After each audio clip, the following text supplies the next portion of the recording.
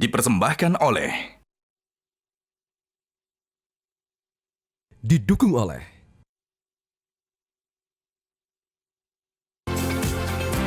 Selamat sore pemirsa, bersama saya Leonard Samosir. Monitor Mudik 2025 kembali hadir untuk memberikan informasi lengkap yang bisa Anda jadikan referensi seputar kondisi terkini arus mudik lebaran di sejumlah wilayah yang disampaikan langsung oleh tim liputan Metro TV. Arus balik lebaran 2025 terlihat di Bandara Sultan Hasanuddin, Kabupaten Maros, Sulawesi Selatan. 23.000 lebih penumpang tercatat melakukan perjalanan usai mudik. Angka itu merujuk data pada 2 April 2025 pukul 12 siang waktu setempat. Jumlah itu diprediksi masih akan meningkat hingga puncak arus balik. Adapun jumlah penerbangan yang sudah tercapai mencapai 41 penerbangan dari total proyeksi 181 penerbangan. Sehari sebelumnya pada 1 April 2025, realisasi penerbangan mencapai 137 dari 152 yang diproyeksikan, dengan pergerakan penumpang tercatat melebihi target, yaitu 18.186 penumpang dari proyeksi sebelumnya 17.588 penumpang. Dengan peningkatan jumlah penumpang yang terus terjadi, pengelola bandara mengimbau para pemudik untuk datang lebih awal untuk menghindari antrean panjang dan memastikan kelancaran perjalanan.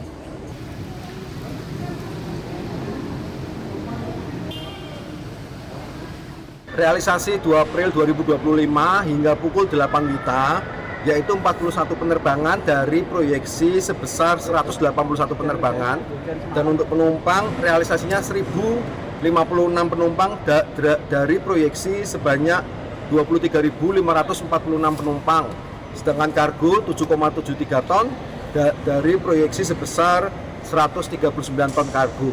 Sesuai data proyeksi hari ini yang lebih tinggi dibandingkan hari sebelumnya, kami memprediksi bahwa arus balik dimulai pada hari Rabu ini tanggal 2 April 2025.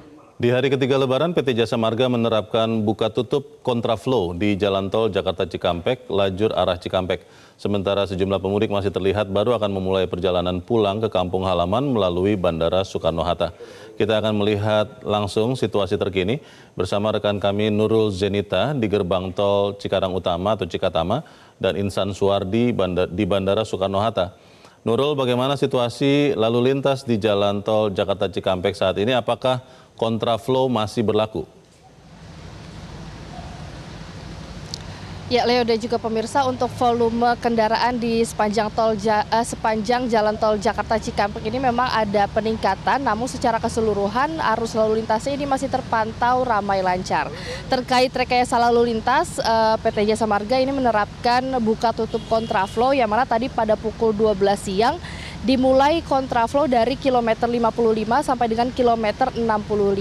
Namun setelah dipantau rekayasa arus lalu lintas ini sudah terpantau ramai lancar, maka kontraflow ini dihentikan pada pukul 1 siang tadi. Dan saat ini rekayasa lalu lintas belum ada lagi yang diterapkan di sepanjang Jalan Tol Jakarta Cikampek, dan arus lalu lintasnya ini sudah kembali normal. Selain itu, Leo dan juga pemirsa, besok ini akan diterapkan kebijakan diskon tarif tol, yang mana kebijakan ini akan diterapkan selama 4 hari dari tanggal 3 sampai dengan tanggal 5 April pukul 5 pagi sampai dengan pukul 5 pagi. Setelah itu akan ada diterapkan lagi pada pukul 8 April pukul 5 pagi sampai dengan tanggal 10 April pukul 5 pagi. Yang mana diskon tarif tol ini diterapkan untuk sepanjang ruas tol Jasa Marga Group dan juga non Jasa Marga Group. Jadi untuk penerapannya ini bisa diterapkan untuk tarif menerus dari Semarang atau di GT Kalikangkung menuju ke Jakarta di GT Cikampek Utama.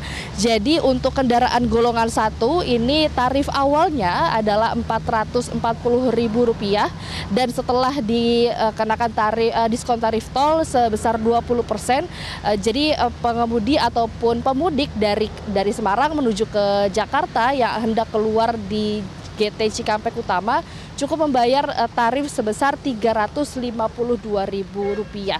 Jadi untuk penerapannya ini diskon tarif tol pemudik yang dari Semarang ke Jakarta ini mendapatkan diskon ataupun potongan harga sebesar Rp88.000.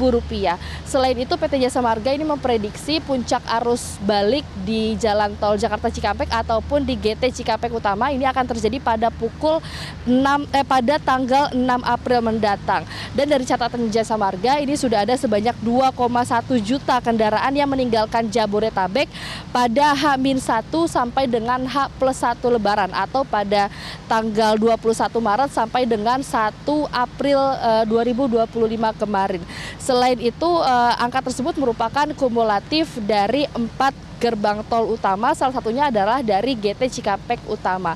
Dan untuk GT Cikampek Utama sendiri, kendaraan dari Jabodetabek yang meninggalkan Jabodetabek ini ada sebanyak 791.000 kendaraan. Untuk sementara itu, Leo, saya kembalikan ke Anda di studio. Dari Nurul Zenita kita beralih ke Insan Suwardi. Insan, bagaimana situasi pemudik di Bandara Soekarno-Hatta di sore hari ini? Ya, Leo dan juga pemirsa, situasi dari aktivitas mudik atau pulang kampung Bandara Internasional Soekarno-Hatta, dari pantauan kami sejak siang hingga sore hari ini, kami masih melihat sejumlah masyarakat yang baru akan merencanakan pulang ke kampung halaman pada 2 hari setelah Hari Raya Idul Fitri.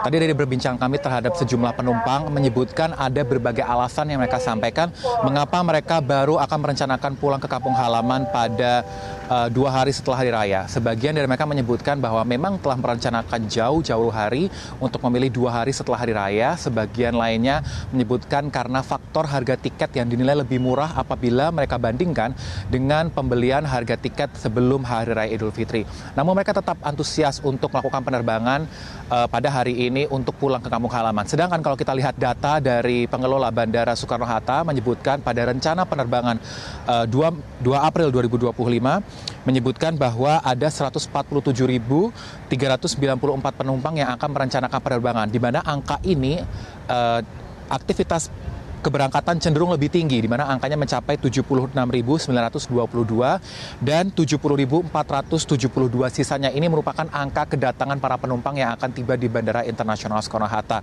baik dari seluruh terminal yang beroperasi, baik dari Terminal 1, Terminal 2, dan Terminal 3 kami lihat masih ramai para penumpang yang akan mudik pulang ke kampung halaman. Sebagian lainnya memanfaatkan waktu libur panjang untuk bisa berlibur ke sejumlah lokasi. Kalau kita lihat memang dari data pengelola menyebutkan bahwa ada beberapa destinasi favorit Leo pada masa libur Lebaran 2025 ini. Beberapa tujuan diantaranya mulai dari Denpasar, Medan, hingga Yogyakarta, Palembang, dan Pontianak ini menjadi beberapa destinasi pilihan favorit. Untuk lebih lengkapnya, mari kita dengarkan tanggapan sejumlah para penumpang mengapa mereka memilih mudik pada 2 hari setelah Lebaran ini. Mari kita dengarkan berikut ini. Saya nyari tiket yang murah. Emang kerasa ya Mas perbedaan tiketnya? Iya, kerasa. Mas dikit cerita dikit aja Mas, untuk harga tiket lebih murah emang dapat berapa Mas dibandingkan sama biasanya? Alhamdulillah saya dapat tiket 500 ribuan. Kalau biasanya? Ya harga yang paling murah itu. Ya. Schedule-nya kita kan ngumpul bareng keluarga. Baru di hari kedua. Emang di hari kedua.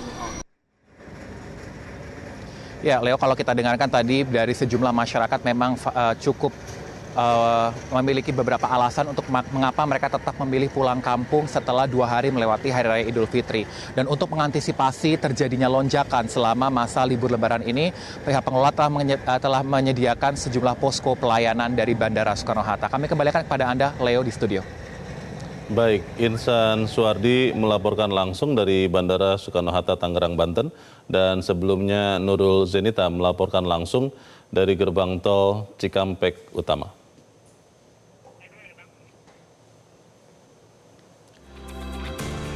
Tetap jaga kesehatan tubuh Anda agar terhindar dari masalah pencernaan. Untuk mudik non-stop, stop masalah dengan Entrostop. Semoga informasi yang kami hadirkan tadi bermanfaat dan dapat menjadi referensi bagi Anda untuk menentukan waktu mudik dan jalur yang aman agar selamat sampai tujuan. Saksikan Monitor Mudik 2025 di Metro TV, mudik aman hingga kampung halaman.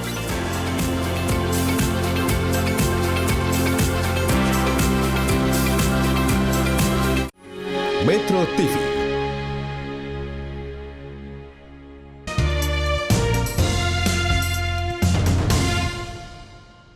Dipersembahkan oleh,